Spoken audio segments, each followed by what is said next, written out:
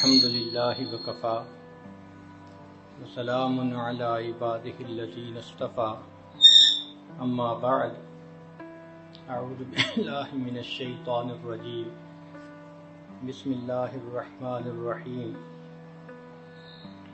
شهر رمضان الذي أنزل فيه القرآن سبحان ربك رب العزة عما يصفون وسلام على المرسلين والحمد لله رب العالمين اللهم صل على سيدنا محمد وعلى آل سيدنا محمد وبارك وسلم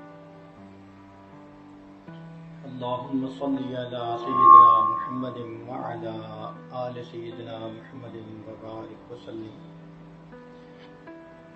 اللهم صل على سيدنا محمد وعلى آل سيدنا محمد وبارك وسلم۔ اللہ رب العزت نے اس کائنات کو دو طریقوں سے پیدا فرمایا۔ کچھ چیزوں کو اللہ نے کن سے پیدا کیا کہ ہو جا، فیکون، وہ ہو گئی۔ انما امرہ اذا اراد شیئا ان یقول له کن فیکون۔ اللہ رب العزت کی عظمت کو اندازہ لگائیے کہ کسی چیز کا میٹیریل بھی نہیں ہے، کسی چیز کی پلاننگ بھی نہیں ہے، فقط اللہ نے ارادہ فرمایا تو را میٹیریل بھی بن گیا، اور جو ارادہ تھا اللہ کا اس کے مطابق وہ چیز آنن فانن وجود میں بھی آ گئی۔ وہ کتنی عظمتوں والے پروردگار ہیں۔ چنانچہ عرش، کرسی، لوح، قلم، جنت، جہنم، فرشتے، یہ سب کون سے پیدا ہوئے؟ اللہ اکبر کبیرہ۔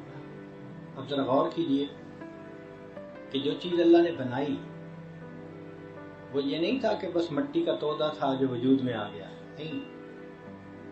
جنت اتنی خوبصورت اور کوالٹی کے حساب سے اتنی اعلیٰ کہ ہماری سوچ سے بالاتر ہے۔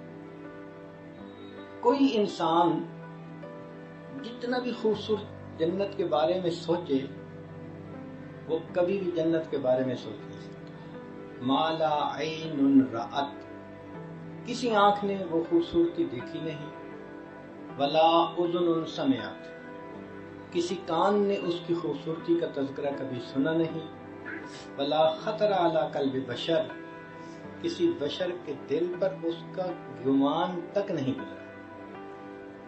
ایسی جنت کو اللہ نے کن سے بنا دیا۔ اللہ اکبر کبیر۔ اس کی کمیت کا اندازہ لگائیں، سائز کا کہ وہ کتنی بڑی ہے۔ حدیث پاک میں آتا ہے، نبی علیہ السلام نے ارشاد فرمایا کہ میں اس جنتی کو دیکھ رہا ہوں جو سب سے آخر پہ جہنم سے نکل کر جنت میں جائے گا، لاسٹ ون، جہنم میں جل رہا ہوگا، پھر اللہ تعالیٰ اس کو جہنم سے نکال کے جہنم کے کنارے کھڑا کر دیں گے۔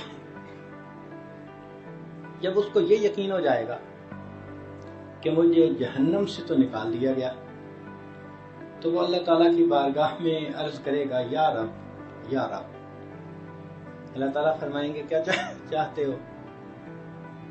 کہے گا، اللہ مجھے اس جگہ سے تھوڑا فاصلے پہ کر دیجئے، لا اسمع حسیسها ولا ارى اهلها، نہ میں جہنمیوں کو دیکھنا چاہتا ہوں نہ ان کے چیخ و پکار کو میں سننا چاہتا ہوں۔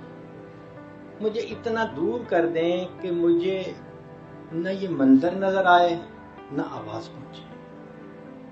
اللہ تعالیٰ اس کو دور کر دیں گے۔ فرشتہ آئے گا، اس کو ایک تالاب پر لے جائے گا اور کہے گا، اغتسل فی ھذا الغدیر، اس تالاب کے اندر نہا لو۔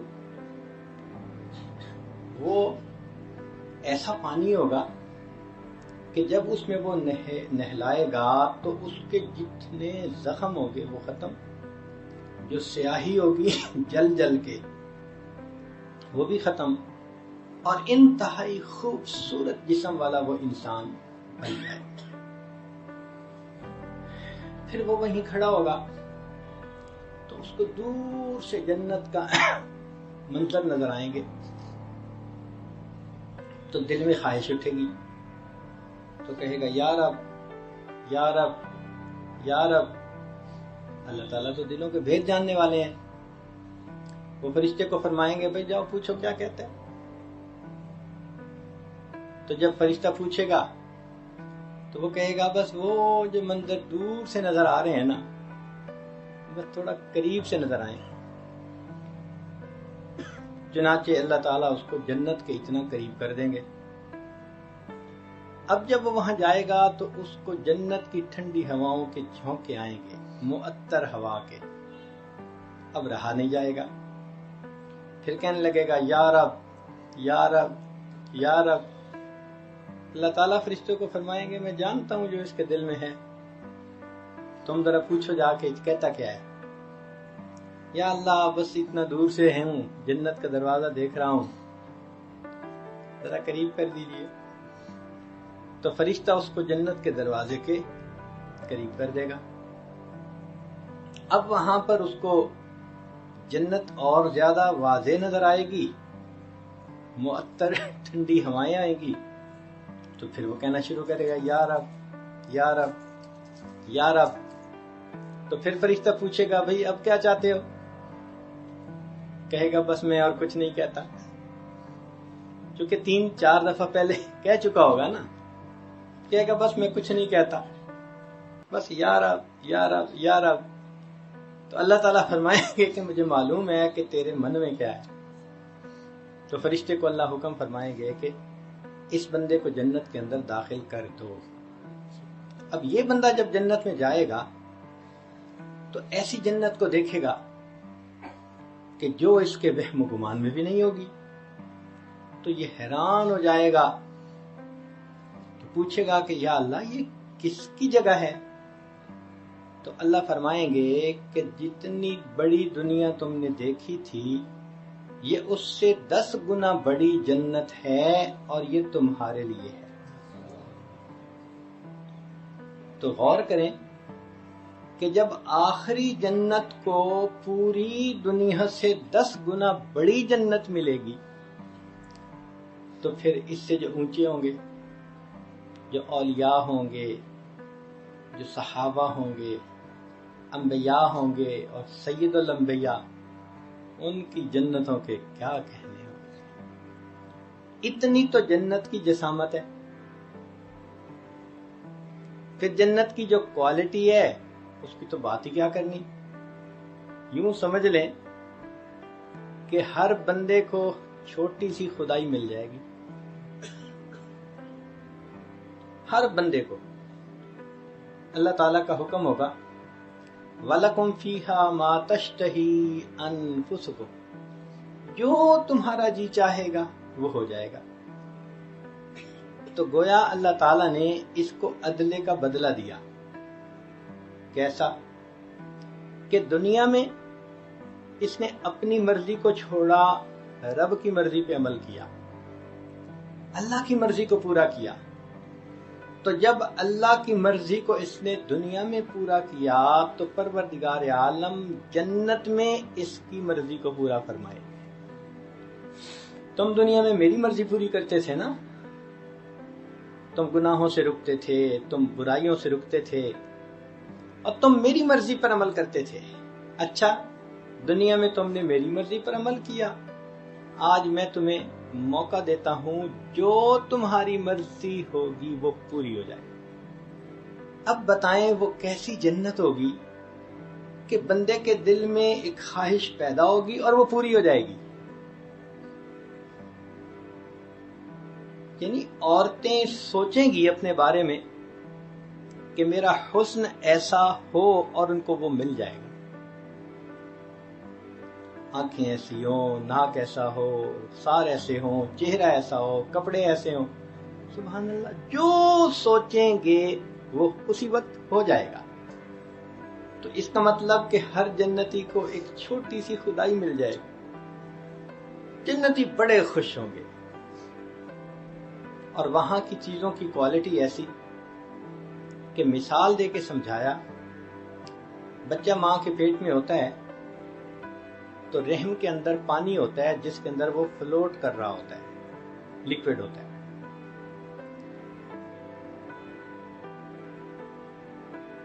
اسی لیے تو والدہ چلتی پھرتی کام کرتی ہے تو وہ شاک ابزاربر کا کام کرتا ہے۔ اگر یہ نہ ہوتا تو بچہ تو ماں کے بطن میں صحیح رہ ہی نہ سکتا۔ تو اللہ رب العزت نے اس کو اس لیکوڈ کے اندر فلوٹنگ بنا دیا۔ اور دوسرا کہ جب عورت امید سے ہوتی ہے تو اس کے ماہانہ ایام ختم ہو جاتے ہیں۔ کیوں؟ کہ اب وہی جو ایام والا خون تھا وہ اس کی غذا بنتا ہے۔ اب انسان اگر سوچے کہ بچپن میں ماں کے بطن میں ہم کیسی جگہ پر تھے کہ پیشاب تھا جس کے اندر ہم فلوٹ کر رہے تھے اور یہ ہماری غذا بن رہی تھی، تو بندے کو کراہت ہوتی ہے، نفرت آتی ہے۔ تو علماء نے لکھا جس طرح ماں کے پیٹ میں بچے کی غذا کے بارے میں سوچ کر نفرت آتی ہے، جنتی جب جنت میں دنیا کی غذاؤں کے بارے میں سوچے گا اس کو ایسے نفرت آیا گیا۔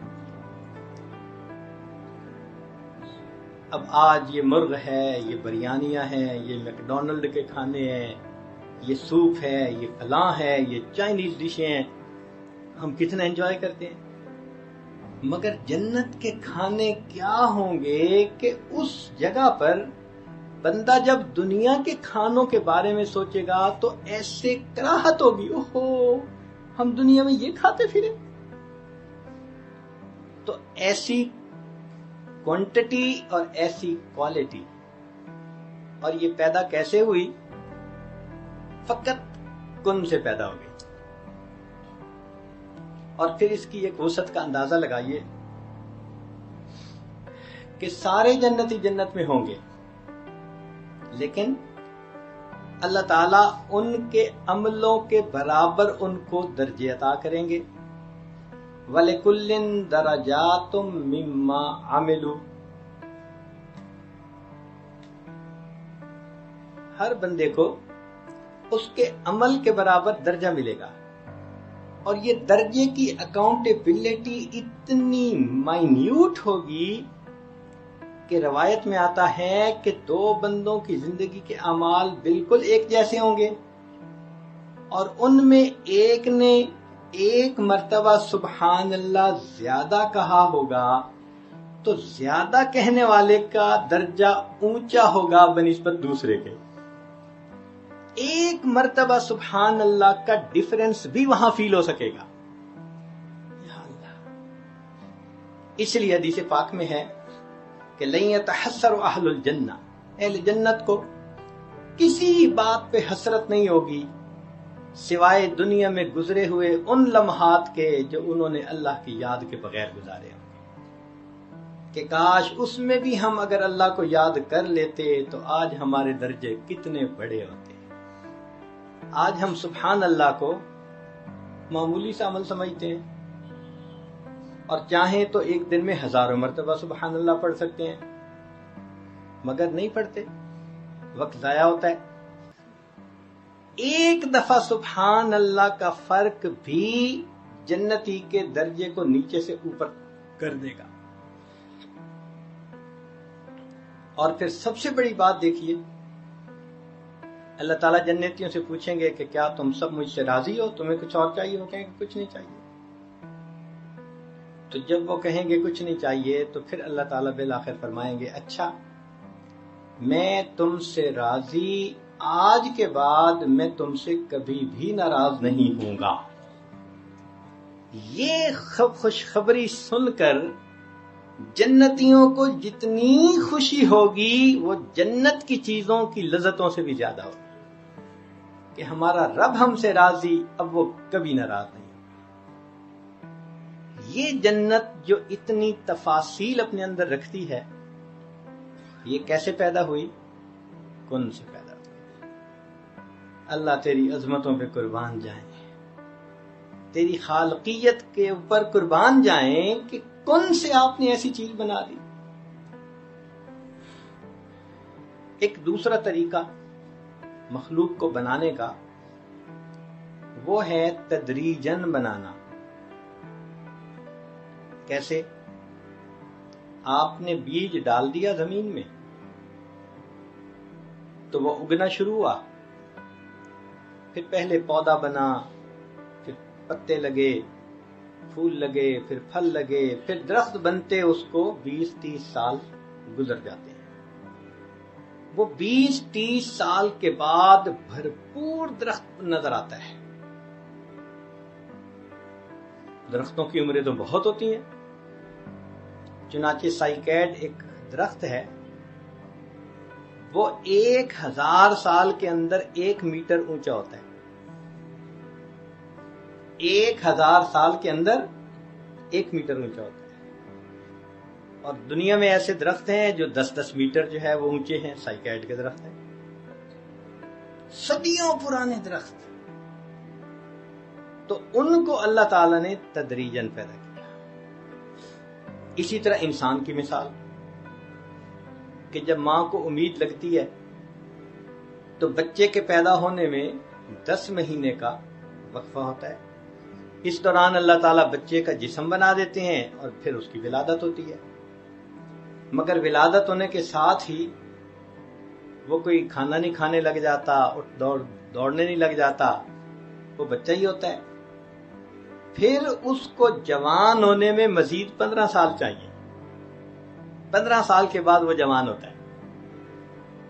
تو یہ تدریجن جو سلسلہ ہے اس کو عالم خلق کہتے ہیں۔ چنانچہ عرش کے نیچے جو کچھ ہم دیکھتے ہیں، یہ زمین، یہ آسمان، چاند ستارے، حیوانات، پرندے، خشکی کی مخلوق، تری کی مخلوق، یہ ساری کی ساری مخلوق یہ اللہ تعالیٰ نے تدریجن پیدا کرنا۔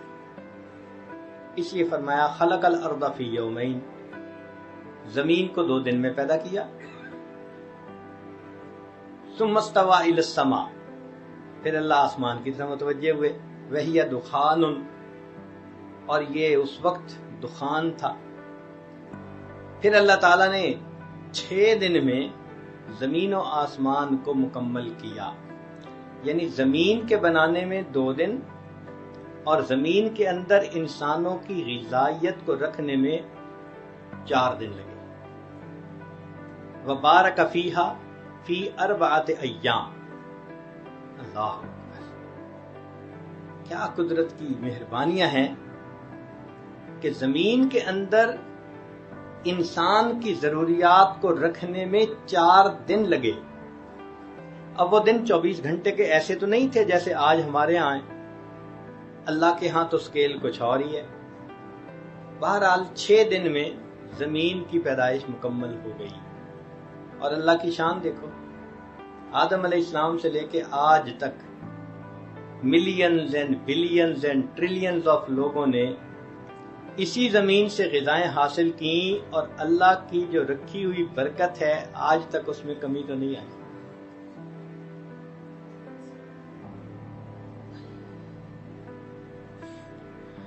تو ایک عالم امر اور ایک عالم خلق۔ اس لیے اللہ تعالیٰ قرآن مجید میں فرماتے ہیں الا لہ الخلق والامر تبارک اللہ احسن الخالقین، کہ امر بھی اسی کا اور خلق بھی اسی کی۔ برکت والا ہے وہ پروردگار جس نے اتنا اچھا مخلوق کو پیدا کر دیا۔ اب ہم اگر انسان پر غور کریں تو انسان ان دونوں عالم کا مجموعہ ہے۔ انسان کا ایک جسم ہوتا ہے، ایک اس میں روح ہوتی ہے۔ جسم عالم خلق سے اور روح عالم امر سے۔ انما امرہ یسألونک عن الروح قل الروح من امر ربی، کہہ دیجئے کہ روح تو میرے رب کا امر ہے. تو روح عالم امر سے آئی اور جسم عالم خلق کا. تو دیکھیں انسان مجموعہ بن گیا عالم امر اور عالم خلق کا دونوں کا. اب اگلی بات کہ جو چیز جہاں سے بنی اس کی غذا بھی وہیں سے. مثلا جسم اس کائنات سے بنا عالم خلق سے، سمجھے مٹی سے بنا، اس کی ساری ضروریات مٹی سے پوری ہوتی. پانی مٹی سے نکلتا ہے، روٹی کی فصل زمین سے، چاول کی فصل زمین سے، لباس کے لیے کاٹن کی فصل زمین سے، گھر بنانے کے لیے جو میٹیریل استعمال ہوتا ہے ماربل سمیت وہ سب کا سب زمین سے. جو انسان پھل کھاتا ہے، سبزیاں کھاتا ہے، سب زمین سے. سونا چاندی، انسان کی ضرورت کی ہر چیز زمین سے نکلتی ہے. یہ بدن کی ضرورت ہے. تو اللہ تعالیٰ نے جہاں سے جسم کو بنایا اس کی ضروریات کو بھی اللہ تعالیٰ نے وہیں رکھ دیا. اور روح کس سے بنا؟ عالم امر سے. تو روح کی غذا وہ بھی عالم امر سے آتی ہے، عرش کے اوپر سے. اور وہ کیا چیز ہے؟ وہ نور ہے. بدن کو کھانے پینے کی ضرورت ہوتی ہے، روح کو اللہ تعالی کی طرف سے آنے والے انوار و برکات کی ضرورت ہوتی ہے. یہ جسم کی غذا، وہ روح کی غذا. آج کے دور کی ایک بڑی غلط فہمی یہ ہے کہ ہم 24 گھنٹے جسم کی غذا کمانے اور کھانے میں مصروف رہتے ہیں اور روح کی غذا کی طرف سے ہم کوتاہی کرتے ہیں، اگنور کرتے ہیں. آپ اگر گھر کے اندر ایک پودا لگائیں اور پانی دینا بھول جائیں تو کچھ دنوں کے بعد کیا ہوگا؟ مر جائے گا وہ پودا کمزور ہو کے. جس طرح پانی نہ ملنے سے پودا کمزور ہوتے ہوتے بالآخر مر جاتا ہے، روح کو اگر انسان غذا نہ دے تو روح بھی کمزور ہوتے ہوتے بالآخر مردہ ہو جاتا ہے. اس لیے انسان دیکھنے میں چل پھر رہا ہوتا ہے مگر دل مردہ ہوتا ہے. غذا جو نہیں دی، کبھی دھیان ہی نہیں دیا کہ غذا کیسی.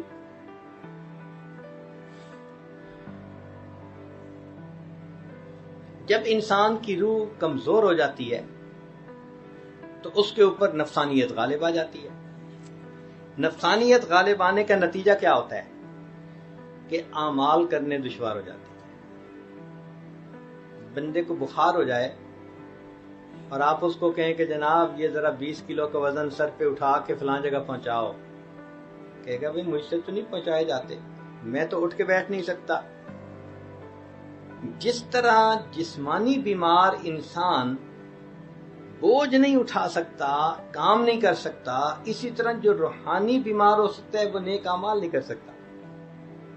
اور اس کی دلیل قرآن عظیم الشان میں سے اللہ تعالیٰ فرماتے ہیں نماز کے بارے میں وَإِنَّهَا لَكَبِيرَةٌ إِلَّا عَلَى الْخَاشِعِينَ، کہ سوائے خاشعین کہ یہ نماز بھاری ہوتی ہے، بوجھ ہوتا ہے اس کا پڑھنا. کتنے لوگ ہیں جو صبح وقت کہتے ہیں جی فجر میں اٹھنا بڑا مشکل، کس قدر تجھ پہ گراں صبح کی بیداری ہے، ہم سے کب پیار ہے ہاں نیند تمہیں پیاری ہے.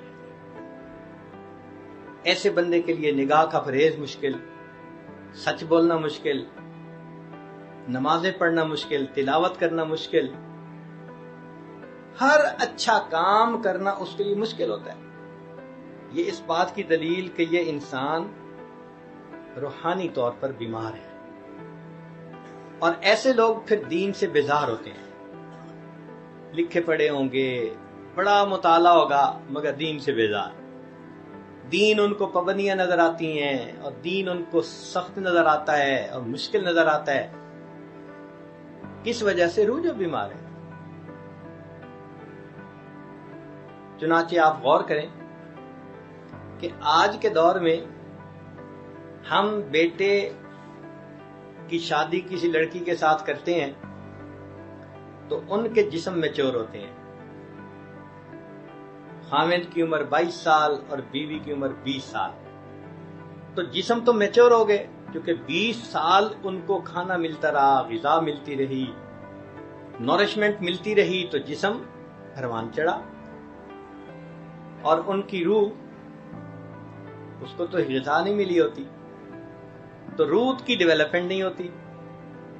تو روح کی مثال 3 سال کے بچے کی. اسی لیے شادی ہوتے ہی آپس میں جھگڑے شروع ہو جاتے ہیں. ان جھگڑوں کی بنیاد کیا ہوتی ہے؟ نہ ادھر روح پوری طرح جوان ہے، نہ ادھر روح پوری طرح جوان ہے. اچھا ایک مثال سن لیں. آپ ایک کمرے میں 3 سال کی عمر کے 2 بچوں کو ذرا تھوڑی دیر الگ کر دیں، 10 منٹ کے اندر ان کی لڑائی ہو جائے گی. 10 منٹ کے بعد چیخو پکار شروع ہو جائے گی. کیوں؟ وہ جی بچے تھے، انہوں نے تو لڑنا ہی تھا. تو ان جوان العمر میاں بیوی کی مثال بھی اصل میں وہ 3 سال کے بچوں کی ہے. شادی ہونے کے بعد چیخو پکار. لڑکی والوں کو دیکھو تو ادھر چیخو پکار ہے، شکوے ہی شکوے. لڑکے والوں کو دیکھو تو ادھر چیخو پکار ہے. تو ہم نے اپنی روح کو غذا نہیں پہنچائی ہوتی. آج ہم 10 گھنٹے کاروبار میں دیتے ہیں تو اس کا مطلب ہے جسم کی غذا کے لیے فکر مند ہیں. ہم اپنی روح کی غذا کے لیے کتنا وقت نکالتے ہیں؟ آپ غور کریں. ہمیں دن میں کبھی یہ خیال آتا ہے کہ نہیں ہمیں روح کو بھی کچھ غذا دینی ہے؟ شاید ہم اس کو ضرورت ہی نہیں سمجھتے. تو جب ضرورت ہی نہیں سمجھتے تو روح پرورش کیسے پائے گی؟ کیسے مضبوط ہوگی؟ کیسے توانا ہوگی؟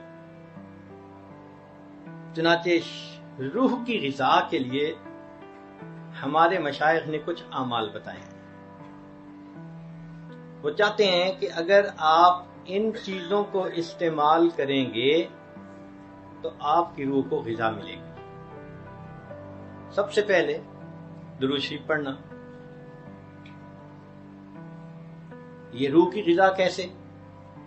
وہ ایسے کہ حدیث پاک میں آتا ہے کہ جو شخص ایک مرتبہ نبی علیہ السلام پر درود بھیجتا ہے اللہ تعالیٰ اس بندے پر 10 رحمتیں نازل فرماتے ہیں. تو رحمتوں کا نزول ہوا نا، تو یہ رحمتیں کس کی غذا بنیں گی؟ روح کی غذا بنیں گی. اور ہماری تو کوتاہی یہاں کہ 100 مرتبہ بھی درود شریف روز نہیں پڑھ پاتے. ایک صحابی نے سوال کیا اللہ کے نبی صلی اللہ علیہ وسلم میں کتنا درود شریف پڑھوں؟ فرمایا جتنا پڑھ سکتے ہو. اللہ کے نبی صلی اللہ علیہ وسلم میں 1/4 پڑھوں گا. زیادہ پڑھو گے تو تمہارا اور فائدہ ہوگا. اچھا اللہ کے نبی صلی اللہ علیہ وسلم میں اپنا آدھا وقت درود شریف پڑھوں گا. نبی اسلام نے فرمایا زیادہ پڑھو گے تو تمہیں زیادہ فائدہ ہوگا. اللہ کے نبی صلی اللہ علیہ وسلم میں 3/4 درود شریف ہی پڑھوں گا ٹائم. فرمایا زیادہ پڑھو گے تو زیادہ فرمایا. حدیث پاک میں ہے کہ اس صحابی نے کہا اے اللہ کے نبی صلی اللہ علیہ وسلم میں پورا وقت ہی درود شریف پڑھتا رہوں گا. نبی اسلام نے فرمایا اچھا اگر تم ایسا کرو گے اللہ تمہارے گناہوں کو معاف کر دیں گے، تمہارے کاموں کو سنوار دیں گے. اگر تم ہر وقت درود شریف پڑھتے رہو تو اللہ تمہارے گناہوں کو مٹا دیں گے اور تمہارے کاموں کو اللہ سنوار دیں گے. حضرت علی رضی اللہ عنہ فرمایا کرتے تھے کہ اگر اللہ تعالیٰ نے اور اس کے رسول صلی اللہ علیہ وسلم نے تسبیح، تحمید، تکبیر، تحلیل ان کی فضیلتیں نہ بتائی ہوئی ہوتی تو میں سارا وقت نبی علیہ السلام پر درود شریف پڑھتا رہتا. کیونکہ ان کی بھی فضیلتیں بتائی گئی ہیں، اس لیے لا الہ الا اللہ پڑھنا، سبحان اللہ پڑھنا، الحمدللہ، اللہ اکبر، اس لیے میں ادھر بھی ٹائم دیتا ہوں۔ اگر وہ اللہ اور اس کے رسول صلی اللہ علیہ وسلم نے فضائل نہ بتائے ہوتے تو میں سارا وقت نبی اسلام پہ درود شریف ہی پڑھتا رہتا۔ اب یہ درود شریف کا پڑھنا روح کی غذا، اور سند ہے کہ ایک دفعہ پڑھنے پر 10 رحمتوں کا نزول، تو یہی رحمت تو انسان کی روح کی غذا ہے۔ پھر اس کے بعد تلاوت قرآن پاک، اس کا پروف کیا ہے؟ فرمایا وَإِذَا قُرِئَ الْقُرْآنُ فَاسْتَمِعُوا لَهُ وَأَنصِتُوا لَعَلَّكُمْ تُرْحَمُونَ، تم پر رحمتیں برسائی جائیں۔ تو قرآن پاک سے ثبوت مل رہا ہے نا کہ تلاوت قرآن پر انسان کے اوپر اللہ کی رحمتیں برستی ہیں، تو وہ روح کی غذا ہوتی ہے۔ اب اس کے 2 طریقے ہیں، یا تو انسان ناظرہ پڑھے یا یاد کیا ہوا پڑھے، اور اس سے بھی بہتر یہ کہ اس کو نماز کی حالت میں پڑھے، پھر اور زیادہ رحمتیں بڑھ گئیں۔ چنانچہ آپ اپنے اکابر کی زندگیوں کو دیکھیں تو ان کی زندگی کا ایک بڑا معمول تھا رات کا بیشتر حصہ تہجد کی نماز میں اللہ کا قرآن پڑھنا۔ اور یہ نہیں تھا کہ وہ سارے کئی پارے ہی پڑھتے تھے، پارے بھی پڑھتے تھے، اور کئی مرتبہ ایک آیت کو بار بار پڑھ کر کندے مکرر کا مزہ لیا کرتے تھے۔ قاسم بن محمد بن بکر صدیق لانو جو فقہائے سبع مدینہ میں سے تھے، فرماتے ہیں کہ میں نے اپنی پھوپھی عائشہ صدیق لانہ کو دیکھا، انہوں نے چاشت کے نوافل کی نیت باندھی اور ایک آیت کو پڑھنے لگی۔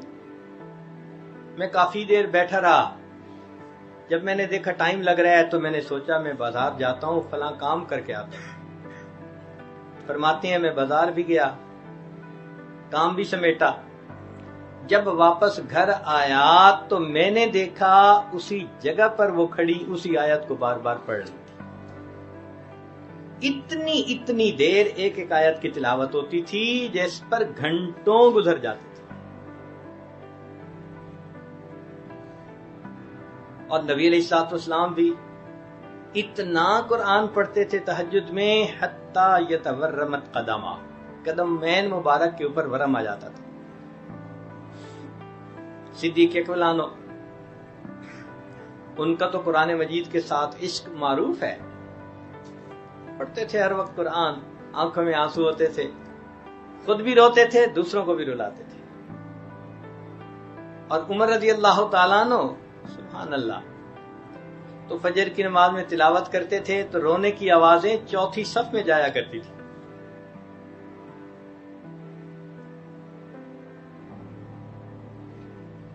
سیدنا امام اعظم ابو حنیفہ رحمۃ اللہ علیہ کے بارے میں لکھا ہے کہ 40 سال عشاء کے وضو سے فجر کی نماز کا معمول رہا۔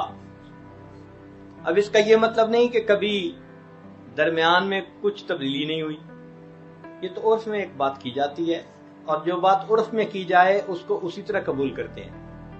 اس کی مثال سن لیجئے، ایک بندہ پڑھتا ہے پھر کالج میں پڑھانے لگ جاتا ہے، حتیٰ کہ پڑھاتے پڑھاتے اس کی وہیں وفات ہو جاتی ہے، تو لوگ بات کرتے ہیں اور جی اس نے تو ساری زندگی بس پڑھنے پڑھانے میں ہی گزار دی۔ اب اس کا کیا مطلب؟ درمیان میں ایک دن بھی چھٹی نہیں ہوتی تھی؟ عرف میں کہا جاتا ہے کہ پورا گویا وقت ہی اس نے اسی ترتیب پر گزار دیا۔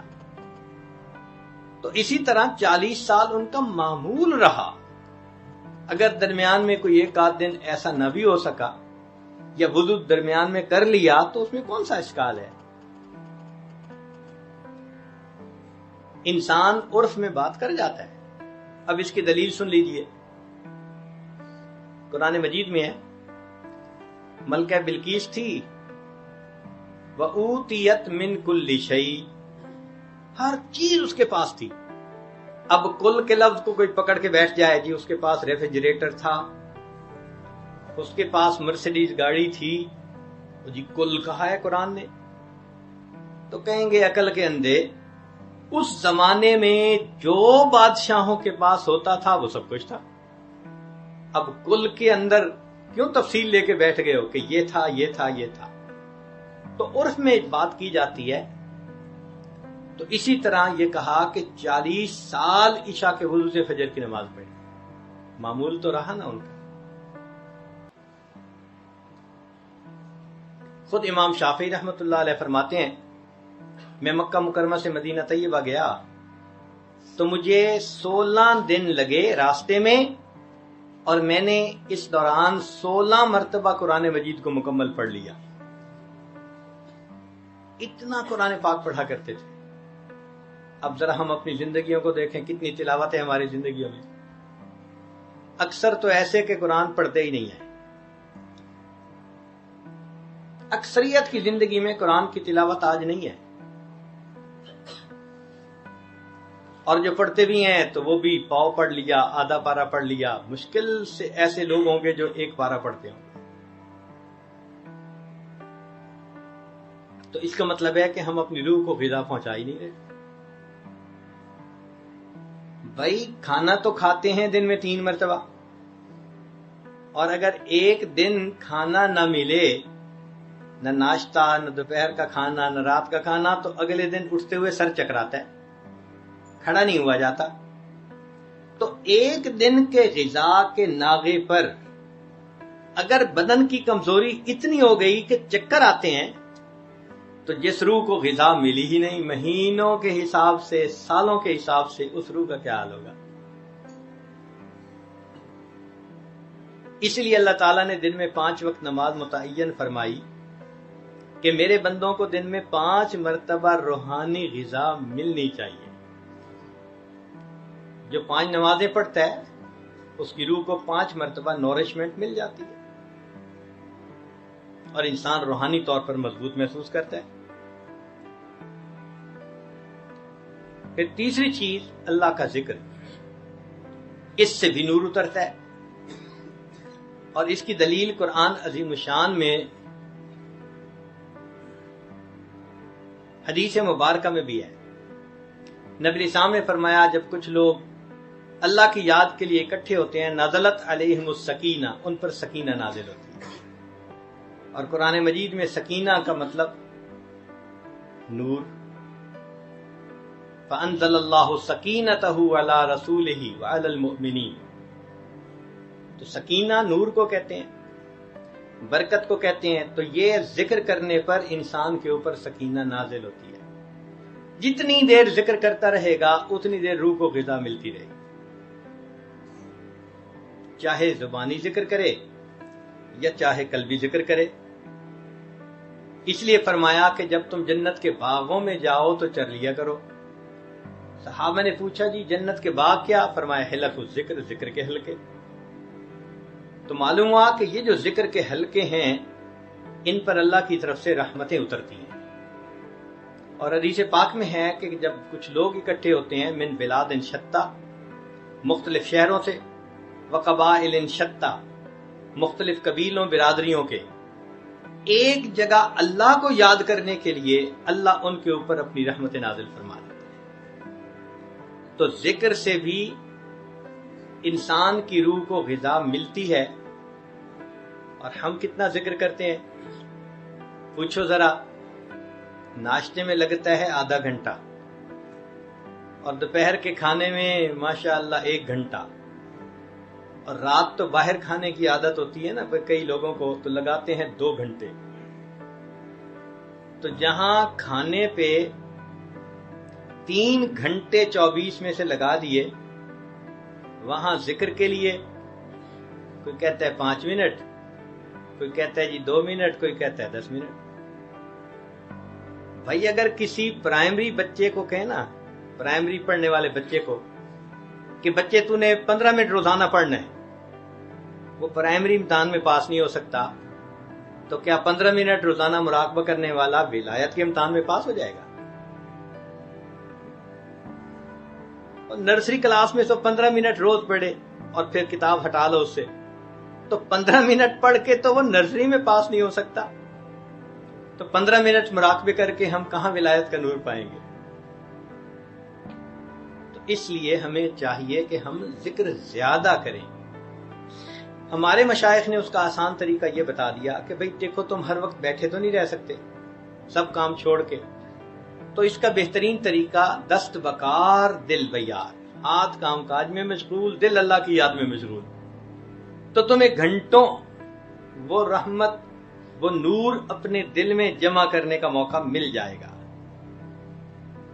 یہ نغمہ فصل گلو لالا کا نہیں پابند، بہار ہو کے خزاں لا الہ الا اللہ. جو بھی ماحول ہو، جو بھی موسم ہو، جو بھی سیزن ہو، ہر حال میں لا الہ الا اللہ. اور اللہ تعالیٰ چاہتے ہیں کہ میرے بندے میری یاد میں زندگی گزاریں. شاعر نے لکھا، غضب کیا تیری یاد نے مجھے آ ستایا نماز میں. یعنی کہنا وہ یہ چاہتے ہیں کہ اللہ تعالیٰ میں نے نماز کی نیت باندھی تو میرا دل آپ کی طرف متوجہ ہو گیا. غضب کیا تیری یاد نے مجھے آ ستایا نماز میں، میرے وہ بھی سجدے ادا ہوئے جو قضا ہوئے تھے نماز میں. جو قضا ہوئے تھے وہ سجدے بھی ادا ہو گئے، اس لیے کہ آپ کی محبت سے جو میں نے نماز پڑھی. تو ہمیں بھی چاہیے کہ ہم ذکر کی کثرت کریں، چونکہ ذکر سے ذات کی محبت پیدا ہوتی ہے. جو بندہ اللہ کا ذکر کثرت سے کرتا ہے تو اللہ تعالیٰ کی محبت اس کے دل میں پیدا ہوتی ہے. پھر ایک چیز ہمارے مشائخ فرماتے ہیں، استغفار. یہ استغفار اصل میں انسان کے جسم پر، دل پر جو گناہوں کے اثرات ہیں نا، یہ اس کو دھونے کے لیے. اس کی مثال ایسے جیسے ونڈ سکرین کے اوپر وائپر لگا ہوتا ہے. آپ ٹریول کر رہے ہیں تو موسم کی وجہ سے دھند آ جاتی ونڈ سکرین کے اوپر، تو جب باہر دھند آ جائے تو وائپر چلا دو تو پھر صاف. پھر چند کلومیٹر چلتے ہیں پھر دھند آ جاتی ہے، پھر وائپر چلا دیتے ہیں. تو استغفار کی مثال ایسے کہ جیسے یہ روزانہ 100 مرتبہ وائپر چلا کر دل کی ظلمت کو مٹا دیتا ہے.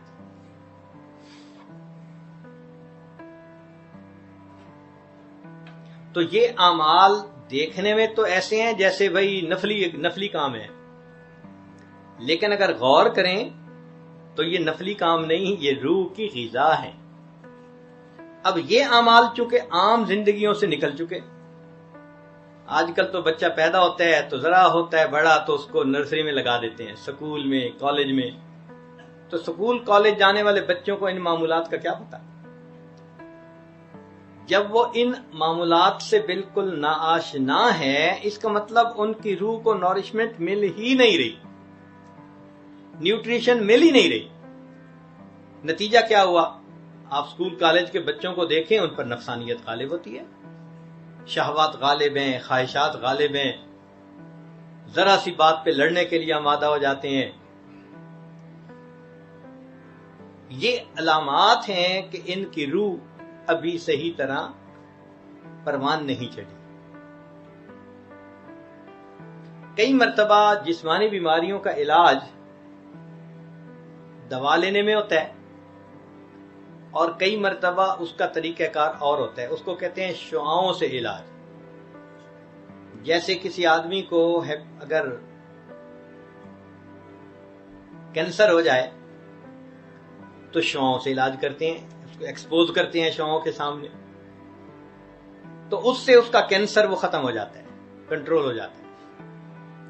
تو اللہ تعالیٰ نے یہ بھی ایک طریقہ رکھا ہے کہ اگر تمہارے دل میں گناہوں کے کینسر زیادہ ہو گیا اور تم خود اتنے عمل نہیں کر پا رہے، تو طریقہ یہ ہے کہ تم کسی صاحب باطن، صاحب بصیرت بندے کے ساتھ اپنا تعلق جوڑ لو. جب تم کسی سے تعلق جوڑو گے تو اس کے قلب کی مثال ایسی ہی ہے جیسے شعائیں ڈالنے والا کوئی آلہ ہوتا ہے، وہ شعائیں ڈال کے گناہوں کو مٹا دیتا ہے. جیسے عام آلہ شعاعیں ڈال کے انسان کے جسم سے کینسر کو ختم کر دیتا ہے، شیخ کے دل کی وہ توجہات انسان کے دل سے گناہوں کا کینسر ختم کر دیتی ہے۔ تو یہ شعاؤں کے ذریعے علاج کراتا ہے۔ اور ویسے بھی ہم نے دیکھا کہ لوہے کو اگر مقناطیس کے ساتھ اگر ملائیں اور کچھ عرصے کے بعد الگ ہٹائیں تو وہ لوہا خود مقناطیس بن جاتا ہے، میگنیٹزم ٹرانسفر ہو جاتا ہے اس میں۔ اسی طرح جن کے دل میں اللہ کی محبت ہوتی ہے، ان کے ساتھ تعلق جوڑنے سے انسان کے اپنے دل میں بھی اللہ کی محبت بڑھ جاتی ہے، تو اس سے روح میں بیداری آ جاتی ہے۔ یہ تعلق بھی ہمیں چاہیے کہ ہم اپنے بڑوں سے جوڑیں۔ ان اللہ والوں کی مثال ایسی ہے، کسی نے کیا خوبصورت بات کہی، رؤیتہ شفا و موعظتہ دوا۔ ان کا دیکھ لینا وہ شفا ہوتی ہے اور ان کا واز کر دینا انسان کے لیے دوا ہوتی ہے۔ رؤیتہ شفا و موعظتہ دوا۔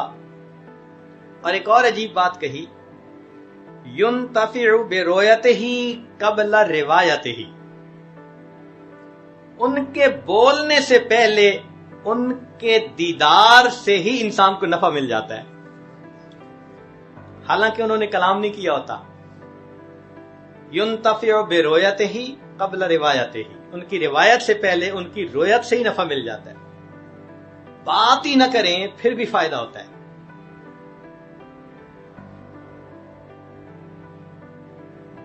اسی لیے مولانا روم رحمۃ اللہ علیہ فرماتے ہیں، قال راب گزار مرد حال شو، پیش مرد کامل پامال شو، صد کتاب و صد ورق در نار کن، جان و دل را جانب دلدار کن۔ کسی اللہ والے کے قدموں میں اپنے آپ کو پامال کر دو، دل سنور جائے گا۔ علامہ اقبال نے کیا خوبصورت شعر کہا ہے وہی تیرے زمانے کا امام برحق، ہے وہی تیرے زمانے کا امام برحق، جو تجھے حاضر و موجود سے بیزار کرے۔ یعنی ایسا شیخ کہ جس کی صحبت میں رہ کے جو حاضر موجود ہے اس سے انسان بیزار اور اس کا آخرت کی طرف رجحان ہو جائے۔ حدیث پاک میں فرمایا، التجافی عن دار الغرور، دھوکے والے گھر سے انسان کا دل کٹ جائے، والانابۃ الی دار الخلود، ہمیشہ رہنے والے گھر کی طرف اس کا رجحان لگ جائے تو یہ مومن کی پہچان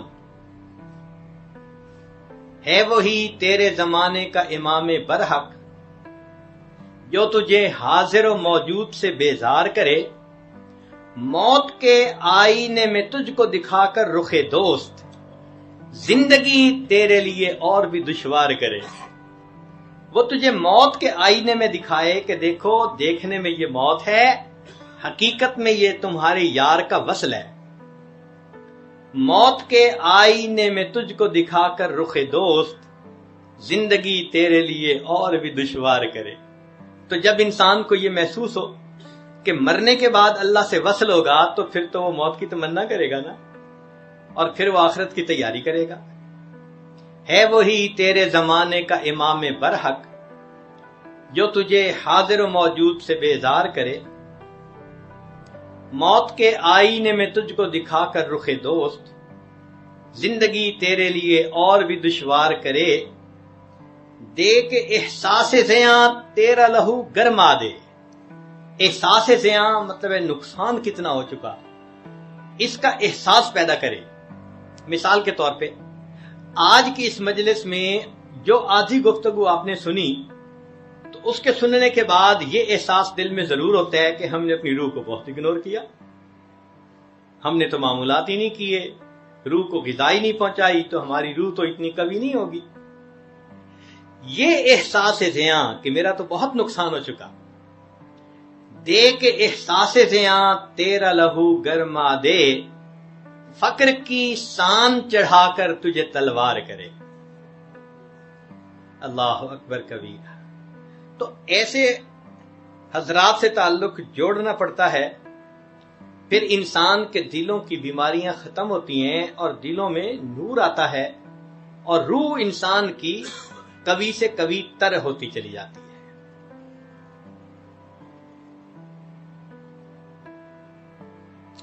چھٹی بات جس سے کہ انسان کو روح کو غذا ملتی ہے وہ ہے روزے رکھنا۔ اب رمضان کا مہینہ قریب آ گیا۔ بھوکا رہنا اصل میں ملکوتی عمل ہے، ملائکہ کا عمل ہے۔ ملائکہ کھاتے پیتے نہیں ہیں، تو جب انسان بھوکا پیاسا رہتا ہے تو وہ ملکوتی عمل کرتا ہے، فرشتوں والا عمل کرتا ہے۔ تو یہ ملکوتی عمل اس کے دل کے منور ہونے کے لیے بہت کافی ہوتا ہے۔ چنانچہ رمضان المبارک رحمتوں کا مہینہ، رحمتوں کا خزینہ، ہر روزے پر انسان کی روح کو انوارات ملتے ہیں۔ اس لیے رمضان شروع ہوتے وقت اپنی حالت کو دیکھیں اور رمضان ختم ہونے کے بعد حالت کو دیکھیں، آپ کو خود اپنی روحانیت میں ایک بلندی نظر آئے گی۔ اس کی مثال یوں سمجھیں کہ جیسے فیکٹریز چلتی ہیں اور 24 گھنٹے چل رہی ہوتی ہیں، تو ان کے ہاں ہر سال ایک مینٹیننس کا مہینہ ہوتا ہے۔ فرٹیلائزر فیکٹری، جی مینٹیننس کا مہینہ فلاں ہے، اس مہینے میں پورے پلانٹ کو بند کر دیتے ہیں اور پھر ہر موٹر کو کھول کے اس کے بیرنگ بدلتے ہیں، پمپ کو کھول کے اس میں ویئر ٹیئر ہوتی ہے تو حالات اس کے پرزے بدل دیتے ہیں، اس کو ٹھیک کر دیتے ہیں، گریس کر دیتے ہیں، حتیٰ کہ جب اچھی طرح مینٹیننس ہوتی ہے تو وہی مشین پھر دوبارہ 1 سال پھر چلنے کے لیے تیار ہو جاتی ہے۔ تو اللہ رب العزت نے انسان کی باطنی مینٹیننس کے لیے رمضان کا مہینہ بنا دیا۔ میرے بندو، تم پچھلے 11 مہینے جو گناہ کرتے رہے، تمہاری آنکھوں پہ اس کا اثر، زبان پہ اثر، دل پہ اثر، لہذا آؤ ذرا اس میں روزے رکھو اور دعائیں مانگو اور میرا قرآن سنو، سحری کرو گے، افطاری کرو گے، ہم سے مانگو گے تو ہم تمہارے جسم کے ان تمام زنگ کو ختم کر دیں گے اور ہم روحانی طور پر تمہیں ایک نئی زندگی پھر عطا کر دیں گے۔ چنانچہ رمضان مبارک کا مہینہ انسان کی روحانیت کی بلندی کے لیے بہت اہم ہے۔ آپ حیران ہوں گے، حدیث پاک میں ہے کہ نبی علیہ السلام اس مہینے کا انتظار فرماتے تھے۔ بھئی انتظار تو اسی چیز کا کرتے ہیں نا جو بہت قیمتی ہوتی ہے۔ دعا مانگتے تھے، اللہم بارک لنا فی رجب و شعبان و بلغنا رمضان، اللہ رجب اور شعبان میں برکت عطا فرما اور بخیریت رمضان تک پہنچا۔ جس مہینے کے آنے کی دعائیں مانگتے تھے اللہ کے حبیب صلی اللہ علیہ وسلم، وہ مہینہ کتنا بابرکت مہینہ ہوگا۔ سیدہ صدیقہ لانا فرماتی ہیں، جب رمضان آتا تھا تو نبی علیہ السلام کے اندر میں 3 تبدیلیاں محسوس کرتی تھی۔ پہلی تبدیلی کہ اللہ کے حبیب صلی اللہ علیہ وسلم دعا میں بہت خشوع فرماتے تھے، بہت رو رو کے دعائیں مانگتے تھے اور عبادت میں اپنے آپ کو تھکا دیتے تھے اور اللہ کے راستے میں دونوں ہاتھ سے خرچ کر دیا کرتے تھے۔ اب عبادت زیادہ کرنا یا دعا لمبی مانگنا تو یہ تو روح کی غذا ہے۔ تو گویا رمضان المبارک میں اللہ کے پیارے حبیب صلی اللہ علیہ وسلم روح کی غذا زیادہ پہنچانے کے لیے خوب کوشش کیا کرتے تھے۔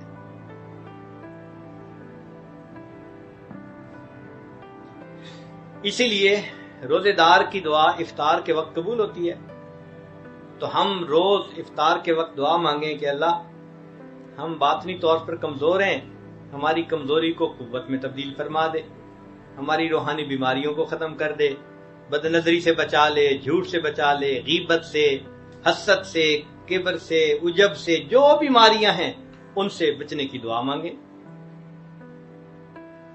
اور اسی لیے جبریل علیہ السلام نے یہ دعا مانگی، برباد ہو جائے وہ شخص جس نے رمضان کا مہینہ پایا اور اس نے اپنی مغفرت نہ کروائی، اور اللہ کے حبیب صلی اللہ علیہ وسلم نے اس دعا کے اوپر آمین کی مہر لگا دی۔ ماں بچے کو کبھی بد دعا نہیں دیتی، تو جو اللہ کے حبیب صلی اللہ علیہ وسلم ماں سے بھی زیادہ اپنے امتی سے محبت کرنے والے ہوں، وہ کیسے بد دعا دے سکتے ہیں؟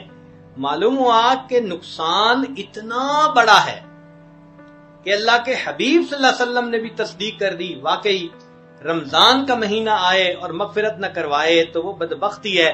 تو آپ صلی اللہ علیہ وسلم نے اس بد دعا کے اوپر آمین فرمایا۔ اور پھر اس میں اللہ تعالیٰ نے رحمت کر دی کہ آخری 10 دن اعتکاف بھی بنا دیے۔ یہ اللہ تعالیٰ کی طرف سے رحمت ہو گئی۔ حدیث پاک میں آتا ہے کہ جو رمضان کا اعتکاف کرے 2 کامل حج اور 2 کامل عمرے کرنے کا ثواب لکھا جاتا ہے۔ اور یہ ایسا ہی ہے جیسے کوئی بندہ آ کے محبوب کی چوکھٹ پکڑ کے بیٹھ جائے، اگر تو در نہ کھولے گا تو میں بھی در نہ چھوڑوں گا، اگر تو در نہ کھولے گا تو میں بھی در نہ چھوڑوں گا۔ اس طرح 10 دن کہ میں منا کے اٹھوں گا اللہ کو۔ اجازت ہو تو آ کر میں بھی شامل ان میں ہو جاؤں، اجازت ہو تو آ کر میں بھی شامل ان میں ہو جاؤں، سنا ہے کل تیرے در پر ہجوم عاشقاں ہوگا۔ تو 20ویں روزے اللہ کے در پر ہجوم عاشقاں ہوتا ہے۔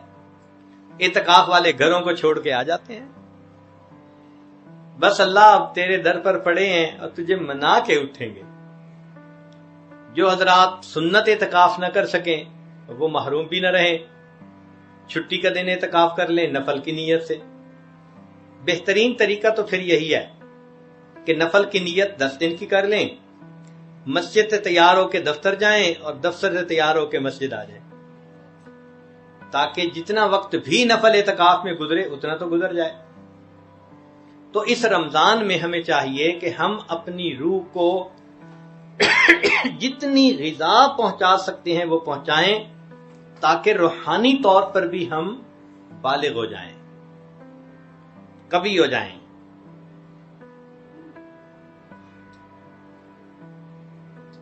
آٹھویں چیز جس سے کہ انسان کی روح کو غذا ملتی ہے وہ ہے دعا، کہ انسان اعمال بھی کرے اور اللہ سے دعا بھی مانگے۔ جب دعا مانگتا ہے تو اللہ تعالیٰ انسان پر رحمت برساتے ہیں اور اس کے ایمان کو کامل کر دیتے ہیں۔ اسی لیے قیامت کے دن منافقین اور منافقات جب دیکھیں گے کہ ان کے تو سروں کے اوپر روشنی نہیں ہے، جبکہ ایمان والوں کے پاس روشنی ہوگی، تو وہ کہیں گے انظرونا نقتبس من نورکم، ہماری طرف بھی ذرا توجہ کریں پلیز، ہم بھی آپ کی روشنی سے فائدہ اٹھائیں۔ تو فرشتے کہیں گے قیل ارجعوا وراءکم فالتمسوا نورا، جاؤ پیچھے دنیا میں، یہ نور تو دنیا میں ملا کرتا تھا۔ تو اس نور کی ضرورت ہمیں قیامت کے اندھیرے میں محسوس ہوگی۔ آج اس نور کو حاصل کرنے کے لیے ہم دعائیں مانگیں۔ تو ایمان والوں کو دعا سکھائی کہ وہ دعا مانگتے ہیں کون سے؟ ربنا اتمم لنا نورنا، اللہ ہمارے اس نور کو کامل کر دیجئے۔ تو دعا بھی مانگیں۔ حدیث پاک میں آتا ہے کہ نبی علیہ الصلوۃ والسلام دعا مانگتے تھے۔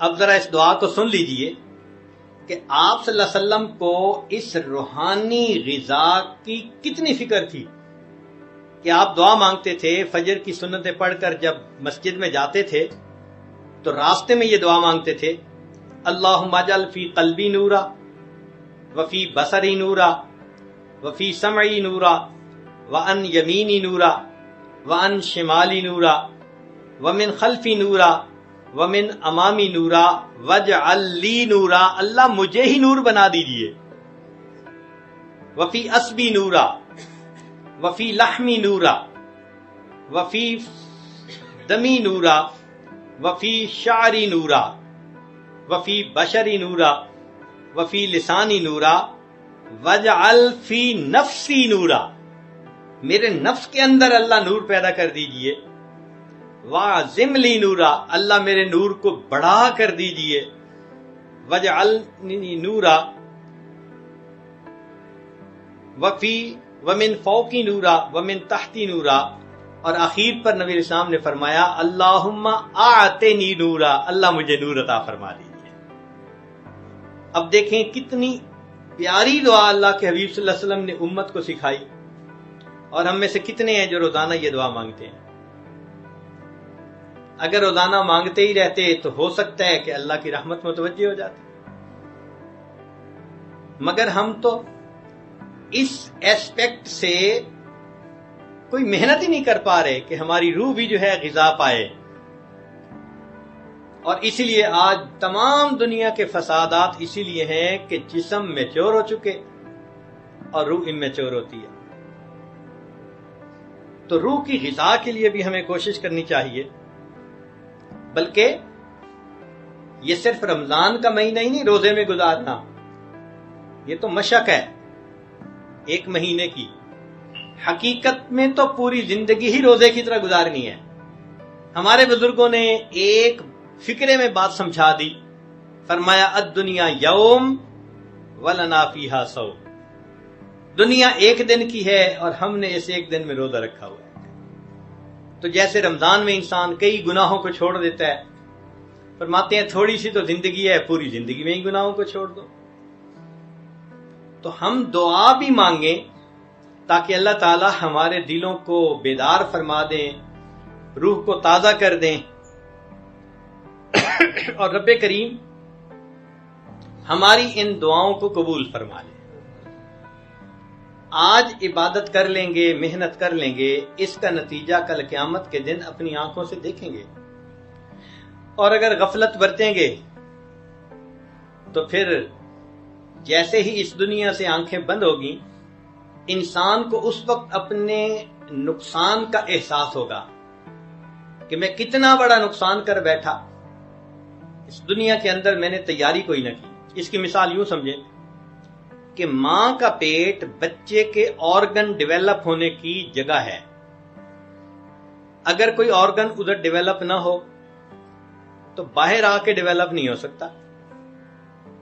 مثلا ایک بچہ ماں کے پیٹ سے اندھا پیدا ہوتا ہے، اب دنیا کا کوئی ڈاکٹر اس کو بینائی نہیں لا کے دے سکتا، یا کسی کی 5 انگلیاں نہ بنی تو دنیا میں آ کے انگلیاں بن نہیں سکتی، کہ جی ماں کا پیٹ اعضاء بننے کی جگہ تھی، وہاں نہیں بنا تو یہاں کیسے؟ اسی طرح یہ زمین و آسمان کا پیٹ ہماری روح کے سنورنے کی جگہ ہے، روحانی طور پر پرورش پانے کی جگہ ہے۔ اگر ہم یہاں رہتے ہوئے اپنے اندر اس نور کو پیدا نہیں کریں گے تو پھر مرنے کے بعد یہ نور ہمارے اندر کبھی پیدا نہیں ہو سکتا، پھر ہم حسرت کریں گے کہ کاش ہم نے اپنی روح کے لیے بھی کچھ کیا ہوتا۔ وہاں جا کے اس کی قدر و قیمت سمجھ میں آئے گی۔ اللہ اکبر کبیرہ، آپ حیران ہوں گے، تفسیر روح البیان میں مفسر نے لکھا ہے کہ 10 جانور جنت میں جائیں گے، 10 جانور جنت میں جائیں گے، ان میں ایک بقرہ موسیٰ علیہ السلام والی گائے جس کو ذبح کرنے کا حکم دیا گیا، ان تذبحوا بقرہ، تو اس کو اللہ تعالیٰ جنت عطا کریں گے۔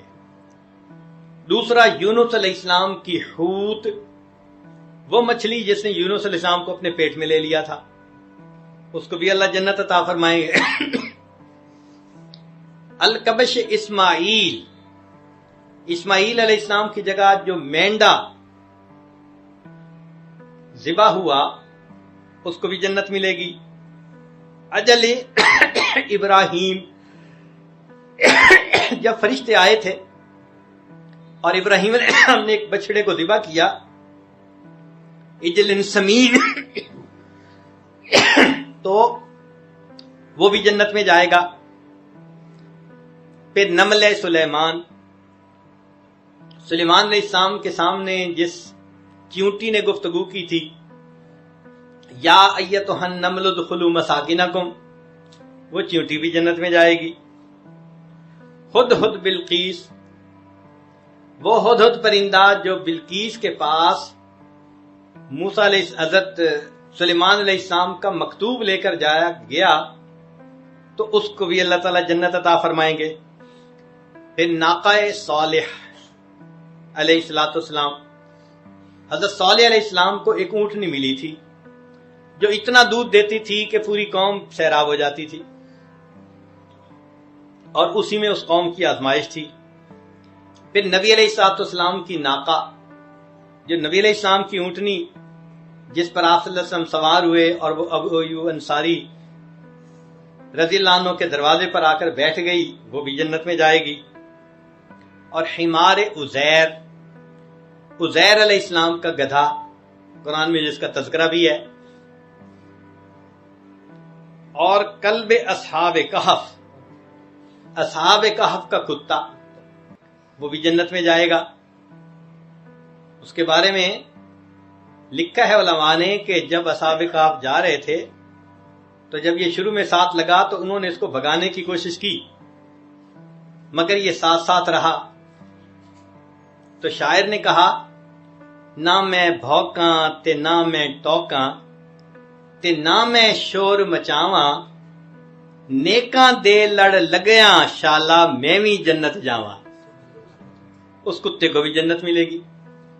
اب جب مفسرین نے تفسیر میں یہ بات لکھ دی تو غور کرنے کی بات ہے کہ قیامت کے دن گائے جب دیکھے گی کہ میں تو جا رہی ہوں جنت، اور یہ حضرت انسان جو میرا مالک تھا یہ جا رہا ہے جہنم میں، تو گائے تو کہے گی نا، میں نے ہی تو دودھ دے کے تمہیں پالا تھا، اور تمہارے گوشت کی خاطر میں نے تو ذبح ہونے میں بھی انکار نہ کیا، میں تو اپنے مقصد میں کامیاب ہو گئی ایک جانور ہو کر، تو کیسا میرا مالک تھا کہ تو اپنے مالک کو راضی نہ کر سکا۔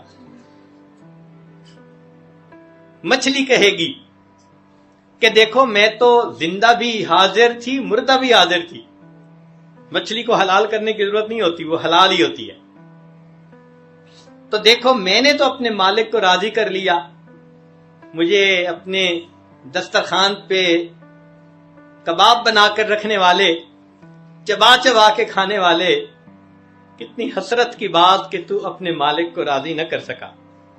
مینڈا بھی کہے گا، میرے گلے پہ چھری پھرتی تھی اور میں کوئی رکاوٹ نہیں کرتا تھا، آج میں جنت جا رہا ہوں تو انسان ہو کے جہنم گیا۔ مینڈا بھی کہے گا، بچڑا بھی کہے گا، حتیٰ کہ چیونٹی بھی کہے گی کہ دیکھو میرے جسامت اتنی تھی کہ تم اپنے پاؤں کے نیچے مسل دیتے تھے، تمہیں پتہ بھی نہیں چلتا تھا، اور تمہاری میرے اوپر نظر بھی نہیں پڑتی تھی، اتنی چھوٹی ہو کر اگر میں نے اپنے مالک کو راضی کر لیا، اے انسان تجھے تو اللہ نے بڑی صفات سے نوازا تھا، تو اپنے مالک کو کیوں نہ راضی کر سکا۔ ہدہد پرندہ کہے گا، میں نے اپنے رب کو راضی کیا، جنت مل گئی، اے انسان کاش تو بھی اپنے رب کو راضی کر لیتا۔ اونٹنی کہے گی کہ دیکھو ہم نے اپنے رب کو راضی کر لیا، تم اپنے رب کو راضی نہ کر سکے۔ اور عجیب بات تو یہ ہے کہ گدھا بھی اس دن انسان کو دیکھ کر کہے گا، اے انسان تو مجھے نفرت کی نظر سے دیکھتا تھا، تو مجھے گدھا کہتا تھا، میرا نام دنیا میں گالی بن گیا تھا، جس سے ناپسندگی کا اظہار کرنا چاہتا تو اسے گدھا کہا کرتا تھا، تو جتنا بوجھ ڈالتا تھا میں نے کبھی انکار نہ کیا، میں نے گدھے ہو کے رب کو راضی کر لیا، تو نے انسان ہو کے رب کو راضی نہ کیا، تو گدھی سے بھی گیا گزرا بنا، اور پھر کتا بھی تو ہوگا۔ اے انسان تو مجھے خشک روٹی ڈالتا تھا، میں ساری رات تیرے دروازے پہ بیٹھ کے پہرا دیتا تھا، اور جس رب نے تجھے طرح طرح کی نعمتیں کھلائیں، تیرے لیے رات تہجد میں اٹھ کے 2 رکعت پڑھنی مشکل تھی، تو مجھ سے نفرت کرتا تھا، برا سمجھتا تھا، میرا نام گالی تھا، مگر دیکھ میں آج جا رہا ہوں جنت میں اور تو کہاں جا رہا ہے؟ ما سلککم فی سقر، تمہیں جہنم میں کس چیز میں ڈالا؟ تو انسان کہے گا کہ میں اپنے مالک کا وفادار نہیں تھا۔ پھر کیا ہوگا؟ انسان کو کہا جائے گا فرشتوں آؤ، خذوہ فغلوا ثم الجحیم صلوا ثم فی سلسلۃ ذرعہا ذراعا، اس کو باندھو اچھی طرح تم زنجیروں کے ساتھ اور پھر اس کو جہنم کے اندر تم ڈال دو۔ آج اللہ کی اتنی نعمتیں کھا کھا کر ہم اپنے جسم کو پالتے پھرتے ہیں اور روح کا ہمیں احساس نہیں کہ اس کی حالت کیا بری ہوئی پڑی ہے۔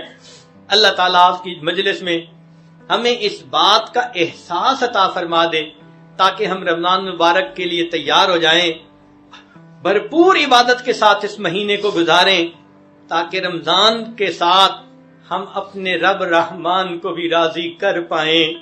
اور عید کا دن تو خوشی کا ہوتا ہے، عید اسی کی ہوتی ہے جس کو محبوب کی دید ہوتی ہے۔ اللہ تعالیٰ اس رمضان کے بدلے ہمیں بھی اپنی دید پانے والوں میں شامل فرمائے۔ وآخر دعوانا ان الحمد للہ رب العالمین۔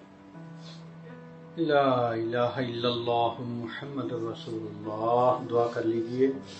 سبحان ربی العلی وحاب، اللہم صلی علی سیدنا محمد وعلی آل سیدنا محمد وبارک وسلم۔ اے کریم، ہم آپ پیارے مسکین بندے ہیں، ہمارے گناہوں کو معاف فرما، خطاؤں سے درگزر فرما، عیبوں کی پردہ پوشی فرما۔ میرے مولا، ہم نے غفلت میں زندگی کے اوقات گزار دیے، اپنے روح کی طرف دھیان ہی نہ رہا، نمازوں میں سستی، تلاوت میں سستی، ذکر میں سستی، تہجد میں سستی۔ میرے مولا، ہم نے اپنا بہت نقصان کر لیا، ہمارے حال پر رحمت کی نظر فرما دیجئے۔